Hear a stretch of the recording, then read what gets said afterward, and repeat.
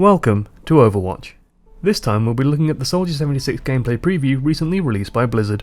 So this is going to be an interesting one, simply because this is the newest and brightest new star of the game, and he's by far the most straightforward of the heroes that we've seen so far. Now, I will make the usual caveats. First of all, if you haven't already seen it without commentary, I recommend going over to Blizzard's channel and having a look at it there.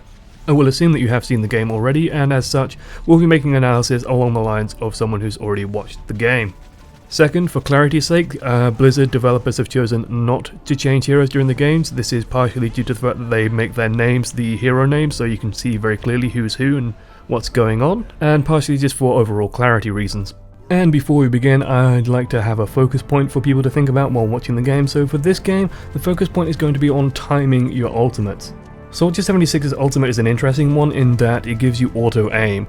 Now essentially the instant reaction to that is, hang on, if I'm a good enough player, what benefit does it give me? And the answer is it actually gives you a lot of extra damage output. It will also increase the speed you reload, and it also makes your helix rockets more accurate.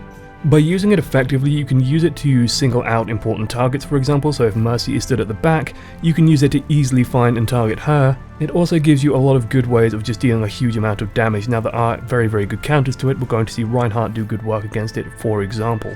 But one of the key skills in Overwatch is going to be timing these ultimates. It's going to be using them at the right moment to get the maximum amount of effect and not basically fire off your ultimate into a Winston shield or into a Reinhardt shield. We're going to see examples where Reinhardt's going to basically nullify an ultimate by putting his shield up, and we're also going to see examples where Soldier 76 goes on a complete rampage. The map will be a return to Amaura, probably my favourite map so far, and we're going to see a lot more of Amaura than compared to the Tracer and Symmetra game. So let's talk about Amaura for a moment. Amaura, like Temple of Anubis, can essentially be divided into 4 separate sectors. The first sector is an urban area, which has a lot of vertical movement, a lot of very tight spaces, and can be basically seen as a stalling ground. Again, this is very difficult to hold for the attacking team, simply because if people get behind you, you will struggle to then swing back and hold the point safely. This is an area where someone like Reaper will dominate, and someone like McCree will do incredibly well, and it's very difficult for the attacking team to hold. The next area, however, is the courtyard. This is a large open space in its centre with a lot of buildings around it. There's also a pathway around the back that leads to the point that you can use to sort of sneak and flank through. There's a lot of vertical ways to get through this area and a lot of buildings you can sort of hide behind in. That said, controlling that big open space in the middle is going to be absolutely vital. The third point is the very beautiful cherry blossom garden that you will not be able to really hold again. It's more of a staging ground for the attacking force. But being able to nip in and out of there is very important. What is interesting to note is that there is a pathway that basically rings around the entire outside, and you can get access to that from the inside, from the defending point of view. So being able to get into there and flank around there is actually going to be very useful, and we're going to see Soldier 76 do that a number of times. And finally, we have the final cap itself. This is a big open room with a little bit of cover in it. There are ways around the outside, and it does essentially operate on a 3-story basis. So there is a sort of underground area that's a drop underneath that bridge. There is the upper floor, which sort of overlooks the point, and then there is the point itself on the ground floor. There is also a very quick way in from the outside that you can jump over if you have a movement ability that lets you do so. So let's talk teams. On the defending team, we have Soldier 76, of course. We have Reinhardt providing tanking, Mercy, Tourbillon and Zenyatta providing support, and the ever-lovely Widowmaker providing sniping support overall. On the attacking team, we have another Soldier 76, Tracer, Winston and Reinhardt providing tanking support, and we have the amazing Pharah and Mercy combo once again providing air support. Just very briefly on each of the teams, we will go into detail on them after the match. But the defending team is built around a Soldier 76 carry layout with Tourbillon and Reinhardt acting as a back line, and the attacking team is very much based on the idea of the tanks launching in, seizing control, and hopefully 76 going down on the enemy team and being able to clean up after that and secure the point. Okay, let's get to the game. We're all soldiers now. So this game launches us right into the action, and we can see straight away that the game is going to revolve in the first part around this choke point, these big gates leading into this courtyard area. We're going to see Soldier 76 hold it down with Tourbillon's help, with Mercy's help, and with the Zenyatta's help. What's going to be really important is the damage buff, the healing field, the biotic amp that Soldier 76 has just kindly dropped on the floor, and the Orbs of Discord provided by Zenyatta. Zenyatta is going to do an amazing job at this match. Pharah leaping in but does get caught off by the ultimate, and this is the first time we see the ultimate in full effect. Tears down, Pharah does manage to chase off the enemy Soldier 76, and here we see a Mercy and, well, a Mercy pairing battle for the ages. Fortunately, our Soldier 76's Mercy can hide behind the wall, and theirs can't, so she takes a lot of damage, and Soldier 76 eventually does go down. Meanwhile, Winston and Tracer have managed to nip round the back, but they won't really be able to do much on the point itself, and do get clean up nice and quickly. Pharah and Mercy are going to do like a delayed follow, and this I don't like. The point is clearly too hot to handle right now, and they're not going to be able to take it. Mercy does also get picked off thanks to the Orb of Discord. We're going to just see Reinhardt just peeking in here, and he's going to mess up rather nastily. The hammer goes down, but he does miss. It looks like the rest of the team did pick him up. You can notice that Torbjorn has snuck his turret onto the right there, just past the wall, so that will make it very, very difficult for a team to push in. That's probably what took out Reinhardt, in fact. Again, the ultimate's gone up right as Mercy fires off her ultimate, and that's not a good time to do that. Orb of Discord and the Tactical Visor does manage to pick it up. And now we see the strength of Infrasight. It's going to be very, very useful throughout this game. Pharah's going to try and go up through there. She can't really afford to do that, though. Widowmaker will do an excellent job of keeping Pharah on the ground. And Tracer does manage to whip her ultimate, does manage to just throw it on the floor next to the gates, doesn't quite pin onto anyone, and as such, does nothing. Again, we're sort of lingering around this choke point. Just got to keep this nice and steady. They're going to try and keep flanking around the side, however. Winston's going to keep basically being Winston, leaping around, going around the sides.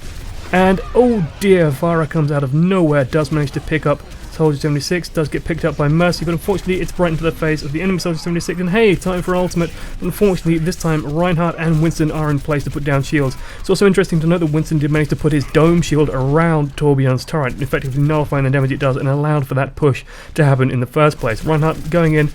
Torbjorn's turret has actually gone down now, something has managed to pick it up. Reinhardt does have the Orb of Discord on him, does take a lot of damage from that, but is just left sort of faffing around in that building, does come up from behind however, and combined with Soldier 76, does pick it all off. And here we see the attacking team are actually pushing in, they're making ground, and this is where we're going to see some new features of the UI. If you look at the top center of the screen, you can see the A with a circle on it, and you can see a little number next to it. That tells you how many people are actually on the point. So right now, the attacking team, do have 5 people on the point. It's going to go up to 6.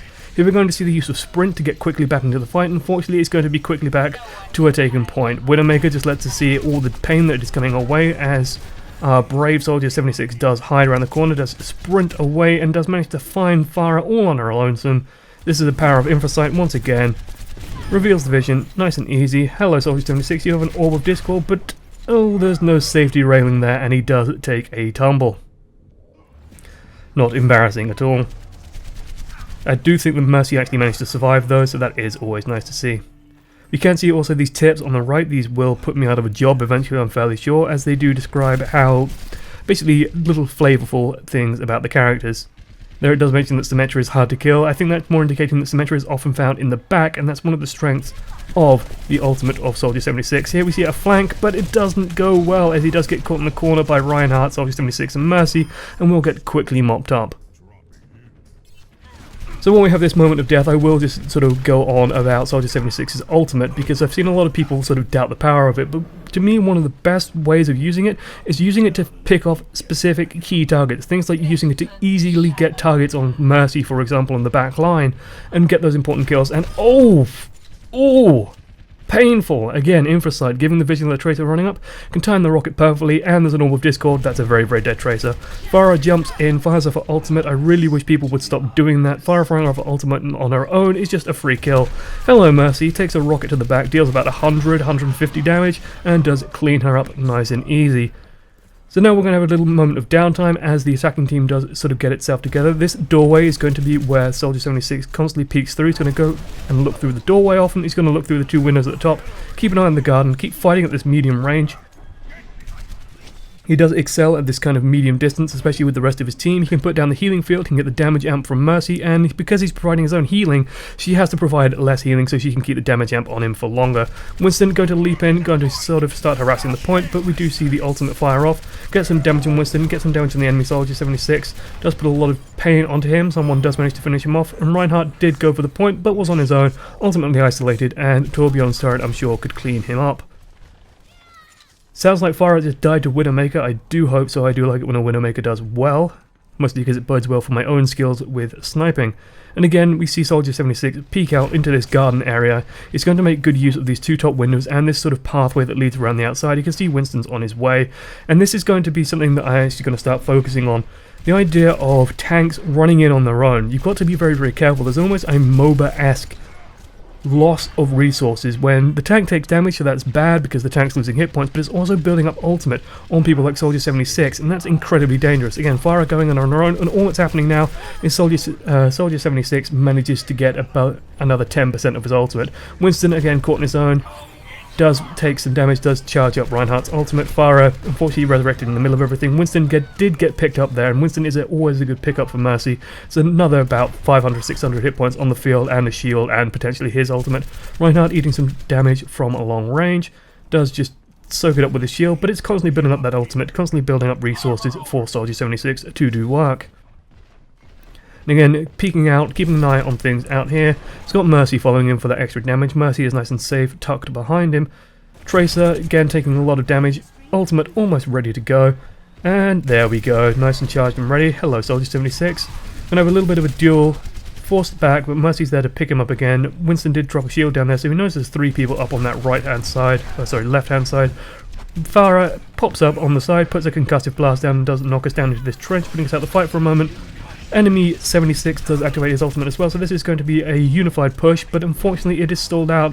Winston doing his best to sort of leap forward and try and stall up Torbjorn's damage, stall up that turret by dropping a shield around it, but hey, up on the left, and boom. Ultimate good to go, kills off Mercy immediately, helps clean up on the Reinhardt, and does put some damage apparently into Winston as well. Oh, Tracer can't fight at this range, got to be careful, got to just run away. She can't afford to engage at medium distance against 76. 76 down there with the Orb of Discord on him, taking a lot of extra damage, she has to be careful, and boom, the rockets plus with the Discord Orb and the damage amp easily enough to take him out instantly. Farah caught on her own, can't really afford to fight 76 in this sort of close quarters area, especially with the tight space. And this is going to be a very, very difficult point for the attacking team to go into. They have Reinhardt and Winston who can occupy space, but because it's such an open area, they're getting attacked from all sorts of angles. Widowmaker's putting down a huge amount of damage, putting crits onto those big-headed tanks, putting a lot of damage into them. Lots and lots of damage onto Mercy, does manage to pick her off, so that's another resource denied to the enemy team, and hello 76. Easy kill, and Farah caught on her own, again another easy kill, slamming out damage, fast reloads due to the power of the ultimate. The reload does happen instantly while it is up, and also can be used to fire off. Oof. Where was I? It could also be used to fire off Helix rockets with extra accuracy. Reinhardt charging in does knock us back, but doesn't really do much, especially with that Orb of Discord on him. Winston, he's going to use his leap to get over this balcony area to get round the back on this flanking side. Mercy probably did follow him there with the Guardian Angel as well, and he has snuck in on that bottom right. He is lurking around down there next to the health, but does run into Reinhardt yet again, and oof, easy takedown, especially with Mercy buffing up, and oh, hello Torbjorn. Did Tracer give you a present? I don't think he appreciated that one. 76 on 76 battle, and oh, high speed chase. Is he going to get him? Is he going to get him? Thonk. That must be the most satisfying feeling in the world. Infrasight up, vision up. We can see Reinhardt's on his own here, and hello Mercy. Hello girl. Goodbye friend. Mercy forced to run away, can't afford to fight 76 at this distance, especially when supported. Extra damage into Reinhardt, just a bit of peppering from the safety of these upper areas. Tracer is also lurking around, and Winston, where are you going? Where are you off, friend? I imagine he's just going to leap onto the point. He's managed to sneak under here with the health pack, does pick that up, but does drop down to half hit points, and with that damage amp, Mercy has taken a lot of damage, so he does need to be careful, but the damage amp is more than enough to put a huge amount of hurt on Winston and force him back. And hello? Is this 4 people? Is this 4 people all tucked away, with an ultimate ready? 1, 2, 3, and 4, especially with the Orb of Discord. That's an easy cleanup for Soldier 76, and Torbjorn is tucked away back there with his turret, and Zenyatta healing everyone up. Nice and secure, nice and safe defense. an easy victory on that second point. So, we're going to see this new player of the game, and I'm just going to let this play out. I've got you in my sights. With resistance neutralized. Double sweep. I do love the fact that they put the music in there, but yeah, Zenyatta did very, very well. Orb of Harmony constantly floating around, constantly using his ultimate, and constantly putting Orbits of Discord onto key targets, letting Soldier 76 set up for the kills. All in all, an excellent game. So as usual in this post-game analysis, the first thing I want to talk about is the teams. Because they don't change character, it does give us a chance to look at the teams under a microscope and see their strengths and weaknesses. And for the defending team, we did see a sort of a carry 76 team setup. The idea is that Soldier 76 does the overwhelming amount of damage on your team, and the rest of the team basically supports his damage output as well as set up an entrenched area that is hard to push into. So for example, you have Widowmaker controlling some of the tanks and controlling Pharah, you have Torbjorn who managed to set up his turret, unlike a lot of other videos, and managed to actually set up a very, very strong position that the two tanks on the attacking team had trouble dealing with. Especially on that final point, we got to see his turret stayed up pretty much throughout, near that back area, and in that big open space, it's much, much harder for the tanks to get that turret under control. We saw excellent use of Zenyatta. He was putting his Orbs of Discord every single time Reinhardt tried to come forward and tried to set up a push. There was an Orb of Discord on him, there was a lot of damage getting poured into him, and he couldn't really afford to stay and linger in the fight.